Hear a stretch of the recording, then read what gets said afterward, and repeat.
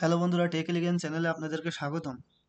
তো আমি আজকে আপনাদেরকে দেখাতে যাচ্ছি যে অ্যাডোবি ইলাস্ট্রেটরের মাধ্যমে কিভাবে এই ধরনের ফুটবল ডিজাইন করবেন। তো এটা হচ্ছে মূলত অ্যাডোবি ইলাস্ট্রেটরের ভিতরে 3Dর একটি কাজ। তো এটা একটা শেপ নিয়ে আমরা 3Dর মাধ্যমে এই ধরনের ফুটবল তৈরি করতে পারবো। তো চলুন আমরা দেরি না করে চলে যাই মূল ভিডিওতে।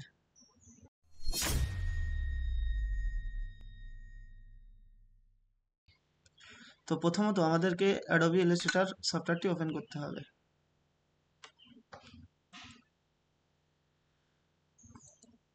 তো প্রথমে আমাদের অ্যাডোবি ইলাস্ট্রেটর সফটওয়্যারটি থাকবে এমন। তো আমাদের কাজ করতে হবে, এখান থেকে নিউ ফাইলে যাব। যাওয়ার পরে এখান থেকে আপনার যেমন খুশি তেমন একটা সাইজ নিয়ে নিতে পারেন। তো আমি এখানে 1080 বাই 1350 একটা সাইজ নিয়ে রয়েছে, সেইভাবেই কাজ করছি। তো এখান থেকে ক্রিয়েটে দেব। যাওয়ার পরে এমনটা থাকবে। তো আমি আমার আগের ডিজাইনটা এখান থেকে ডিলিট করে দিই। তো এইরকম একটা পেজ আসার পরে আমরা কাজ করব এখান থেকে এই যে পলিগন আছে, পলিগন যে টুলটা আছে এটার সাহায্যে একটা শেপ নেব। এতটুকু নিই। এটার স্ট্রোক রাখবো কালো, আর হয় ভিতরের যে ফিলটা এটা সাদায় থাক আপাতত। তারপর আমাদের কাজ হচ্ছে এখান থেকে সিলেক্ট টুলটা নিব, নিয়ে এটাকে একটু বড় করব, করে অল্টার ধরে এটাকে কপি করব এইভাবে। আবার আরেকটা কাজ করে দেয়, কন্ট্রোল ডি দিয়ে আপনারা পরপর এটাকে কপি করতে পারেন। তো আমরা 6টা সাইজ নিব, 1 2 3 4 5 6, 6টা হয়ে গেছে দেখেন। এই যে 6টা হয়ে গেছে।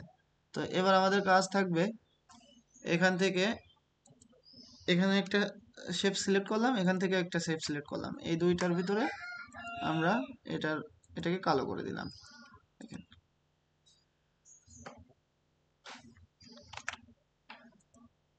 এবার আমরা এই 6টাকে একসাথে ধরবো, ধরে অল্টার ধরে কপি করে এই বরাবর বসিয়ে দেব। আবার অল্টার ধরবো, ধরে কপি করে এই বরাবর বসিয়ে দেব। এইভাবে কপি করব।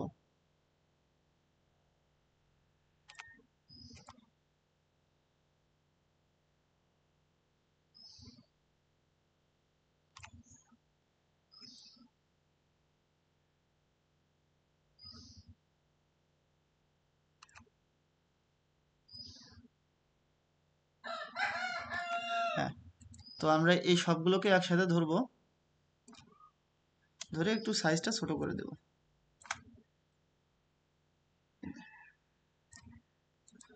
এবার আমাদের কাজ হচ্ছে এই যে যেহেতু শেপগুলো নিয়েছি, এই সব শেপগুলোকে একসাথে সিলেক্ট করব।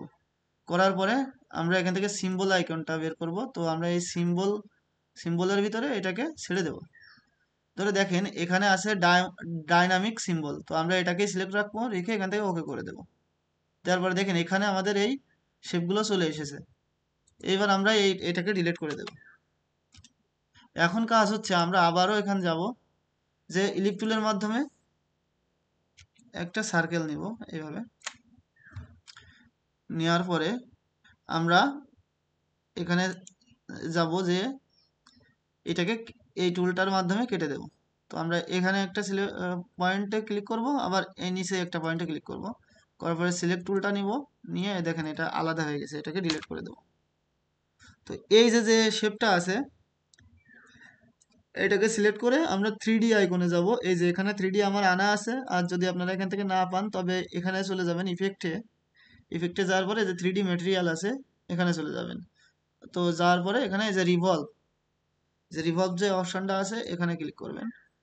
করার পরে আমরা এখানে রিভলভে চলে যাব। তো একটু সময় লাগবে, যেহেতু এটা 3Dর কাজ, যেহেতু মনে করেন যে আপনার পিসি যদি অনেক হাই কনফিগারেশনের না হয় তবে একটু সময় লাগতে পারে। তো এই যে 3D যে একটা আপনার শেপ আসছে, এবার আমাদের চলে যেতে হবে ম্যাটেরিয়ালে। যাওয়ার পরে এখান থেকে আমাদের যে ওই যে শেপগুলো নিয়েছিলাম সিম্বলের ভিতর রাখা হয়েছিল, ওইটাকে সিলেক্ট করব এখান থেকে। তো এখানে ডবল ক্লিক দেব, একটু সময় লাগবে।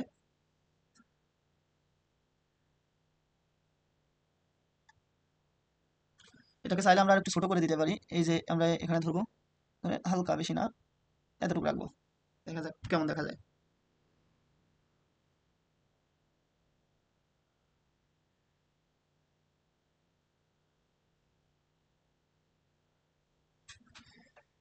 তো এটা মোটামুটি ভালো দেখা যাচ্ছে। তো আমরা যদি চাই আরো একটু ছোট করতে, তো এতটুকু করা যেতে পারে।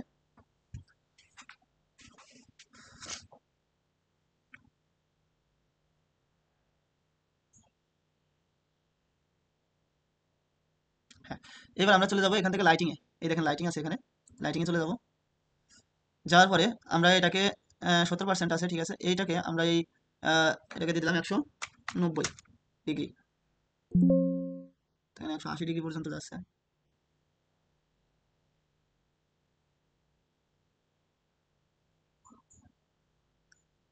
তো এমনটা আসার পরে আমরা এটাকে ক্লোজ করে দেবো। দেওয়ার পরে আমাদের এই ফুটবলটাকে ধরে আমরা এই বরাবর রাখলাম। এখন আমাদের কাজ হচ্ছে এর নিচে একটা শ্যাডো আনা। তো এর জন্য আমরা এখান থেকে আবার ইলেকট্রুলটা নিব, নিয়ে এখানে শিফটের মাধ্যমে এতটুকু একটা শ্যাডো নিয়ে নিলাম, নিয়ে এর এই স্ট্রোকটা অফ করে দেবো। দেওয়ার পরে এটাকে ধরে এই সিলেকশন টুলের মাধ্যমে ধরে আমরা গ্রেডিয়েন্টে চলে যাব। যাওয়ার পরে আমরা এটাকে সিলেক্ট করব, করে এখানে আমরা সিলেক্ট করব, করলে এটা রিভার্স হয়ে যাবে। যাওয়ার পরে এবার আমাদেরকে এই যে হোয়াইট যে কালারটা আছে, এই কালারটাকে সিলেক্ট করে এখান থেকে এটার অপাসিটি 0 করে দেব। তো তারপর আমরা এই সিলেকশন টুলটার মাধ্যমে এইটাকে ধরে এইভাবে নিচে নিয়ে চলে আসব। তো এটাকে আমরা ফুটবলটার নিচে বসিয়ে দেব। ওকে, তো এটাকে চাইলে আমরা আরো একটু নিচে নামাতে পারি, তো এতটুকু রাখতে পারি, এই যে এতটুকু। ওকে, তো দেখুন আমরা খুব সহজেই একটা ফুটবল ডিজাইন করতে পারলাম। তো এটা একেবারেই সহজ। বিষয় হচ্ছে যদি আপনাদের পিসি একটু ভালো হয় তবে আপনাদের কাজ করতে আরো সহজ হবে। তো যদি আপনাদের গ্রাফিক্স একটু বেশি থাকে তো এই ধরনের 3D কাজ আপনারা খুব সহজেই করতে পারবেন।